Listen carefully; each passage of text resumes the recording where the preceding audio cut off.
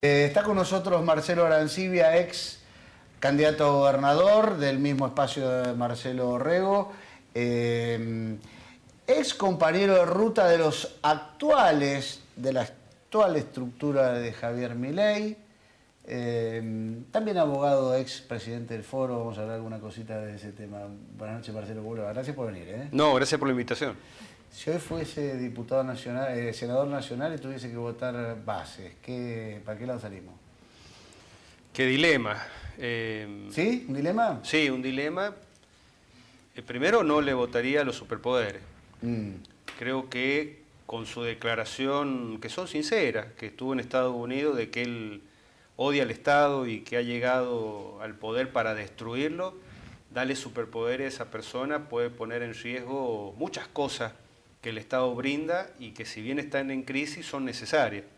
Educación, salud, seguridad, promoción social, federalismo. Yo creo que... ¿Y el resto del el RIGI? Usted forma parte de la estructura de Margarita Stolbizer, que en algún momento también fue criticada porque fue muy crítica contra el gobierno de Milei en general, pero terminó votando a favor del proyecto como diputada nacional. En general votaron a favor y luego, bueno, hubieron disidencia en temas puntuales. En el caso del RIGI habrá que ver cómo queda redactado. Sí. A mí lo que me preocupaba es, bueno, instar a la importación en condiciones desfavorables para los productores argentinos, y más precisamente los sanjuaninos. En temas que a nosotros, bueno, nos importan, porque la actividad megaminera es atractiva para los inversores. Ahora, que el RIGI pueda poner en riesgo, por ejemplo, cobrar la regalía minera, es todo un tema. Vos fijate que los Veiladero, Pascualama arrancaron con simplemente la ley de inversiones mineras. No hacía falta más incentivos para atraer inversiones. No había cepo tampoco, como ahora, que es un lío. No había cepo y creo... Y hubo un acuerdo bajo cuerda con las empresas mineras que invirtieron, ¿no? Sí, y había un país que todavía no había entrado un deterioro institucional fuerte. Sí, creo que todas estas cosas que se hacen es porque desde afuera a los argentinos no nos creen y no nos toman en serio. Sí. ¿Y entonces qué votamos? Bueno, lo que pasa es, bueno, el dilema está que si no se vota, este gobierno va a entrar en una pendiente complicada por su debilidad en el Congreso de la Nación y por esto llamativo que realmente sorprende que durante 6 meses no haya conseguido sancionar una ley. Y no es porque el Congreso no se la haya querido dar. Tampoco nadie mandó una ley como esta, ¿no? Exacto. Milei decidió con el DNU 70-23 y con la base originaria tratar de poner al país pata para arriba con poca discusión y consenso en el Congreso de la Nación. Y nosotros estamos en una democracia, y la democracia obliga al diálogo y al consenso y a los acuerdos, cosa que le cuesta muchísimo al presidente. Le puso 4 a la gestión de Javier Milei. ¿Por qué? Bueno, porque... ¿Lo aprueba entonces? Bueno, con un 4... 4 pruebas, yo en la carrera... Yo hice toda mi carrera universitaria con 4, promedio 4. Bueno, es todavía la esperanza de que el tipo mejore, pero no creo, porque las personas pueden cambiar de ideología, pero no de carácter. Y el problema de Milei me parece que es de carácter. Al principio yo pensé que el tipo realmente estaba bastante desquiciado, pero no.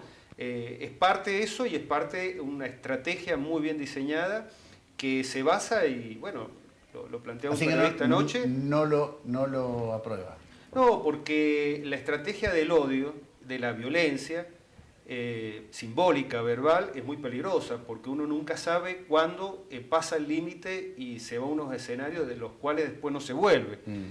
Uno ve en el contexto internacional, ha votado en la Unión Europea el domingo, cómo avanza la ultraderecha. Yo creo que el fenómeno de Milei, desde afuera se entiende por qué él utiliza esos mecanismos. Por ejemplo, la deshumanización del adversario. Y acto seguido, el desconocimiento de las instituciones republicanas. No solamente trata de rata a los congresales, sino que en las redes sociales se promueve el cierre del Congreso. Sí. Por eso que Milei nos plantea un dilema nuevo. Su llegada, el colapso del sistema anterior. Y también nos saca de la lógica de los últimos 80 años. Nosotros hemos estado siempre pensando en peronismo, antiperonismo. Milei, cuando plantea casta versus política, en realidad está planteando mileísmo versus el antimileísmo. Y este populismo de extrema derecha en Milei es muy distinta a lo que hemos visto en el peronismo. El peronismo es una cuestión muy argentina. Desde afuera es muy difícil entender qué es lo que es el peronismo. Pero ha sido siempre un populismo vernáculo. Milei nos ha introducido en un populismo internacional. Por eso él se entiende bien con Bolsonaro, con Trump, con la extrema derecha en Europa. ¿Y por qué la gente lo banca, Milei? Porque la gente lo banca, Milei. Porque ha sido un desastre los últimos 20 años de gobierno en el país. Sí. Y vos fijate, en Europa... Pero desde que empezó la gestión de Milei no le fue mejor a la gente. No, porque vos fijate, dos ejemplos. En Europa... ¿Cómo se sostiene esa expectativa? Uno le pregunta a la, la gente esperanza. por qué. Y la esperanza es una cuestión de fe. Ah, es una profesión de fe. Es una cuestión de fe porque ha sido tan malo lo que se ha vivido que la gente cree que Milei... Quiere creer. Quiere creer, como era el lema en el Mundial de Qatar. Pero vos fíjate, en Europa... Elijo creer. Elijo creer. Elijo creer. La gente que vota a la extrema derecha en Alemania, en Francia o en Italia, no les interesa que esos partidos reivindiquen al nazismo, al fascismo o al colaboracionismo nazi de los franceses. Ya no es un elemento para decir no. Porque es viejo eso. Las nuevas generaciones están más preocupadas en la inmigración ilegal, en que la reforma por el cambio climático afecta el trabajo. Ojo, ese es un dato muy fuerte eso para en San Europa, Juan. en Argentina eso bueno, no es la inflación, es la corrupción, es una crisis que hace que la gente hace 10, 12 años no progrese. Pero sigue habiendo casos de corrupción, sigue habiendo inflación, digamos. Es hasta que el crédito que la sociedad le ha dado Bien, ¿y hasta cuándo es? se desgaste. Por ejemplo, hemos visto en estas horas la noticia de que una senadora, creo que de Neuquén, ha cambiado el voto por una embajada en Europa. Sí. Eso es un escándalo. En los 90 estaba el tipo trucho. Sí. Pasaba, en los 90 pasaba. Que pasaba, en 2000 pero la sociedad pasó, reaccionaba. No sé, acá contaba yo el caso de Leopoldo Bravo, que se fue a Rusia con una embajada que le ofreció Néstor Kirchner. Y no a cambio de que él lo quisimos incorporar. Sí, no fue un escándalo. Una negociación política. Una negociación política. ¿Qué sé yo, no? ¿Milei le robó la mística al peronismo? Yo creo que el peronismo hace mucho tiempo está vacío de contenido, lo digo con respeto a los compañeros, pero ¿qué es lo que es la justicia social? Un grupo de dirigentes que usa ropa de marca y tener el 50% de la sociedad por debajo de la pobreza. Un partido que reivindicaba al trabajo como el objeto de su política partidaria y de gobierno, y hoy hay más trabajadores en negro que en blanco. Y yo realmente, es más, creo que los trabajadores han votado muchísimo a Milei. Quien no les promete más no, que... No, claramente, eso es indiscutible. Y lo sigue votando. Más de hecho, populares y de San Juan. lo sigue sosteniendo. Esto que hablamos me parece que el peronismo va a tener un gran problema, porque ellos creen que van a volver como en el 2019. Sí. Y la sociedad también aprende, porque el fenómeno más que Milei es la sociedad argentina. ¿Aprende? Sí, yo no creo que la sociedad vote como opción alternativa a Milei en el 25 o el 27 el peronismo. ¿Y las fuerzas políticas? En general no creo que vote a los responsables de la crisis. Sí. ¿Y las fuerzas políticas provinciales, como son ustedes, que incluso el sector de Marcelo Rego, que por ahí tiene un público similar al que votó a Milei, pero estando Milei en cancha, es difícil la disyuntiva, digamos, el PRO, el macrismo, ir junto con Milei o enfrentarlo a Milei, porque enfrentarlo a Milei es peligroso, es difícil para fuerzas que comparten por ahí electorado, ir junto con él también es peligroso, es medio difícil, ¿no? La situación, me imagino, para partidos que no son ni Milei ni el peronismo. Yo creo que cuando baje la espuma de esta euforia que hay sobre Milei, tiene que quedar muy definida que la política en Argentina, atento a este fenómeno que ha entrado el populismo de extrema derecha internacional, exige a las fuerzas políticas una convicción en defender valores democráticos y republicanos. Y creo que ahí se va a generar un nuevo escenario político donde dudo que el peronismo sea el principal contendiente. Porque, insisto, ellos son los responsables de esta situación, pero no los únicos. Hay mucha gente de Juntos por el Cambio que también lo ha sido y que la gente lo ha repudiado. Y hoy, ¿qué es lo que es Juntos por el Cambio? Está absolutamente fraccionado en aquellos que quieren confundirse con la Libertad Avanza, Sí. quieren acompañar, y ya hay otros que, bueno, nos alistamos en lo que creemos que Argentina necesita una alternativa de centro democrático. Claro, porque usted iba en... había una... ¿Te acordás de aquella expresión que se llama consenso Chigualasto? Que era, Consenso Chigualasto. Era ADN, que es el partido hoy del mileísmo, ¿no? Estaban ustedes, y en un momento iban todos para el lado de Milei, ¿no? Está don Alfredo Avelín, Alfredito Avelín, la gente de Cruzada, digamos, iban todos para Milei, y medio que se bifurcó. Ahí siguió Peluc y su gente para el lado de Milei, y ustedes cortaron para el lado de Rego. ¿Usted lo vio eso antes de que ocurra lo de Milei? ¿Lo espantó eso? Sí, sí. Nosotros siempre nos preocupó el crecimiento de esta ultraderecha, pero la entendíamos, porque yo estuve mucho en campaña del 21 al 23 y el fenómeno iba creciendo.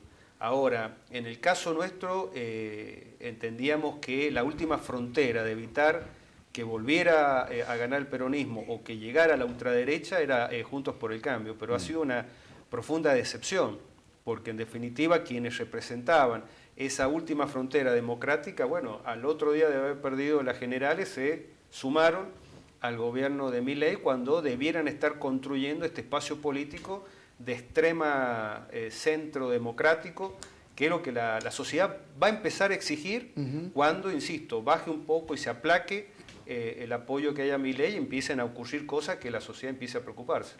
Voy a cambiar de tema y le voy a preguntar por algo sobre lo que usted ha opinado y que ha representado en el último tiempo cierto remesón dentro de los cimientos rausinos, pero que también ha pegado en otros lugares como en el ámbito judicial. ¿Cuál es su opinión respecto de esta situación, que es una expropiación de la bodega Superiora y que ha terminado teniendo una nueva tasación que aumentó los cánones originales a los cuales se expropió esa bodega en Rawson? Te lo explico en estos términos. Si la Corte de Justicia hubiese ratificado la sentencia de segunda instancia y hubiese aplicado la ley de expropiaciones reformada del 2018 y los precedentes de la propia Corte, la Municipalidad de Rawson debiera pagar no menos de 4 millones de pesos. Por ese predio. Por la diferencia Pues claro. del millón de pesos del año 2012. 4 millones de pesos. Por la interpretación nueva que hace la Corte de la ley de expropiación, apartándose de los precedentes, fundamentalmente el precedente Coria, que firma incluso la doctora García Nieto, quien no da ninguna explicación por qué cambia de opinión. Coria es otra...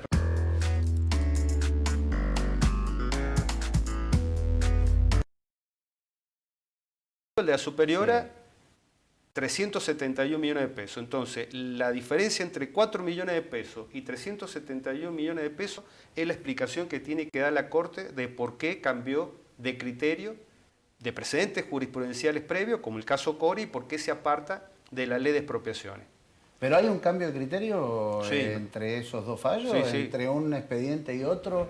Posterior a... Porque lo que dice el cortista...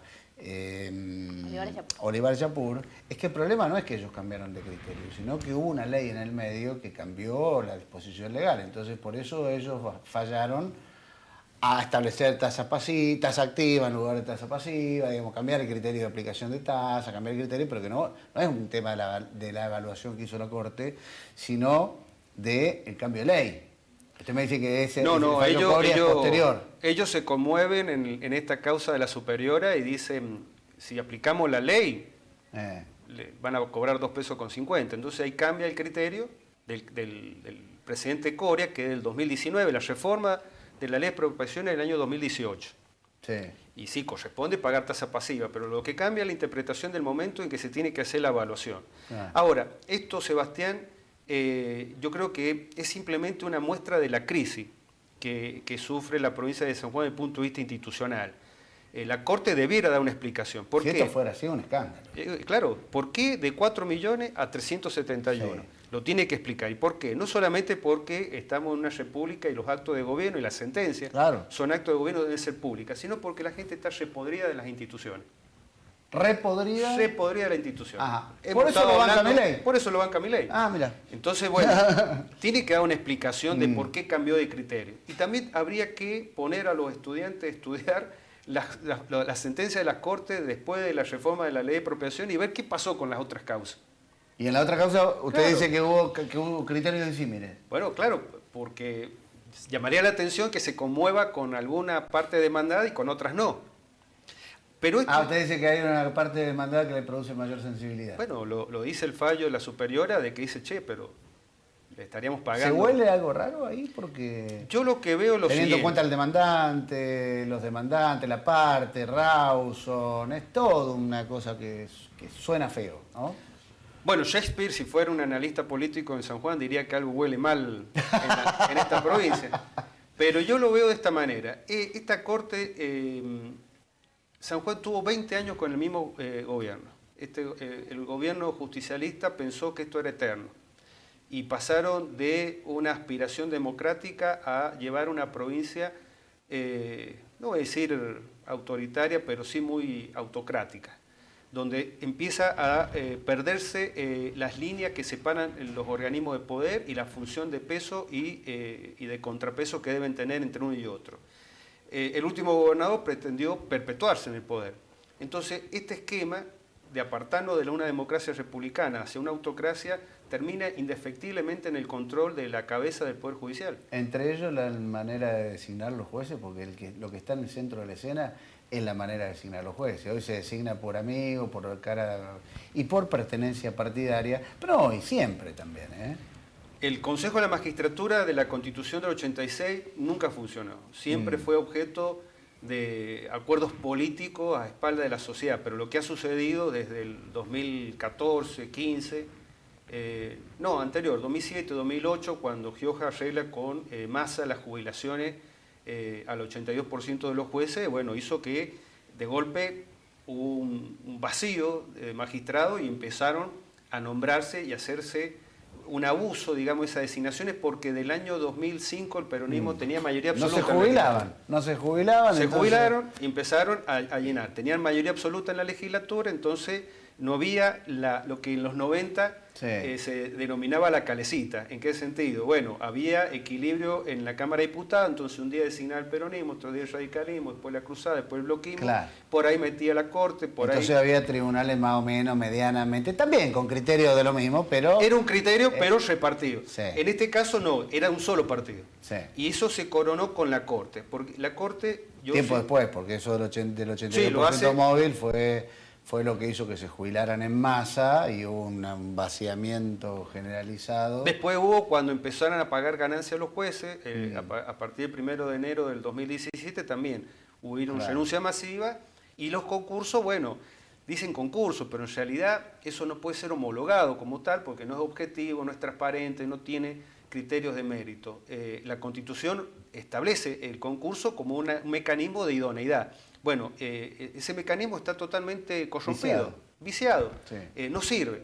Pero bueno, el modelo de Estado era ese, no un Estado democrático, sino un Estado donde un partido consideró que estaba llamado a gobernar para siempre. Pero hubo un problema, el 2 de julio del año pasado perdieron. para siempre. Entonces hoy la Corte, yo digo que me hace Quedó acordar... había que pedir el bar. Claro, el cuento de la leyenda del jinete sin cabeza. Sí. Es decir, estaba diseñada para un gobierno que iba a ser perpetuo y hoy no tiene el Ejecutivo. Entonces, el problema de esta Corte es que no sabe ensamblarse en un sistema republicano y hace cosas que antes podía ser simpática, pero ahora no. Vos fijate que tuvo que bajar una licitación para alquilar 2 máquinas de café por 14 millones de pesos. Pero hace 2 años atrás le hicieron expropiar al gobierno provincial el predio que está acá enfrente de un gran hiper y nos hicieron gastar a los sanjuaninos 560 millones de pesos. Bueno, la ciudad judicial no se va a hacer. Una vergüenza. Quedó de trofeo ese... No pagado sé, además. parado. Se pagó. Se Sí. pagó. No es que... Hoy serían, por la evolución del dólar, más de 2.000 millones de pesos. Exacto. Que San Juan lo necesita. El tema de las designaciones o la incorporación de gente de afuera también tiene ribete escandaloso. a partir del 12 de diciembre comienzan a incorporarse como contratados o como ordenanza gente que había sido funcionaria hasta el 10 de diciembre en el gobierno anterior, y las acordadas de designación y de ascenso no se publican. Entonces, San Juan tiene un problema institucional, y ese problema lo tiene que resolver ¿quién? La política. Sí. Y la legislatura, que está complicada porque el oficialismo no tiene la mayoría, tiene que demostrar un gesto muy distinto al que vemos a nivel nacional. A nivel nacional el gobierno, ¿qué es lo que hace? Insulta, aprieta, amenaza a los legisladores. No es el estilo del gobernador Orrego. Orrego es la contracara de Milei. Yo creo que él debiera convocar a la oposición a un gran acuerdo para separar las instituciones. No se puede seguir designando como se designan los jueces. Es un panorama desolador el que cuenta. La verdad que, porque es la justicia, ni más ni menos. Y uno ve que en el Pero hay un dato mucho más grave, y te saco 2 segundos. Este sistema de las oficinas que se supone que le sacan la función administrativa al juez para que el juez se dedique a dictar sentencia, en realidad antes el juez era dueño de su juzgado y vos sabías que el fallo era de él, te gustaba o no, era de él. Sí. Hoy los jueces han visto que estas oficinas, que es un sistema muy privado para administrar la cuestión pública, avanzan sobre la jurisdicción de los jueces. Entonces ellos te dicen, bueno, pueden dictar sentencias menores, pero esas oficinas no dependen de los jueces, dependen de la Corte a través del secretario administrativo. Entonces lo que debiera ser una caja de cristal no lo es, porque todo abogado y todo justiciable no sabe si el fallo realmente te lo está dictando un juez o te lo dicta una persona que no es magistrado, por un sistema que en la teoría es permeable a las influencias. Entonces, lo que tiene que hacer la legislatura y la política es meterse en el tema. Esta es una corte que se ha cansado de autolegislarse. Está bien, la Constitución habilita la potestad de mandar proyectos de ley, pero le aprueban a libro cerrado. Y la legislatura lo que tiene que hacer es contrapeso y es freno. Claro. Y cada ley que proponga la Corte, bueno, los legisladores tienen que decir algo. Me asustaron, me asustó. Pero sí, la verdad que es un panorama bastante... Y hay un proyecto de reforma de parte del gobierno provincial, creo que, no sé si lo presentó ya todavía o no lo presentó, pero está dándole vueltas a un proyecto de mejorar, que es el único poder de la República, por lo menos aquí en San Juan, y a nivel nacional también, es mi criterio, que funciona como una realeza, ¿no? Hay reyes y hay para abajo y son un poder de Estado que prestan un servicio. ¿Viste lo que cuesta al empleado judicial y también al magistrado entender que es un funcionario público? No es un juez, no es un rey, ni un príncipe, ni un... ¿no? Es decir, es un empleado público, como el empleado de renta, ¿no? Es decir, bueno. Que debe rendir cuentas. Por eso en el caso de la superiora, no vale aquello de que los jueces hablan por su sentencia. Deberían hablar. Deberían hablar. Hablan, ¿eh? Donde no hay mucha pregunta, pero hablan. Gracias, Marcelo, por venir. No, por favor.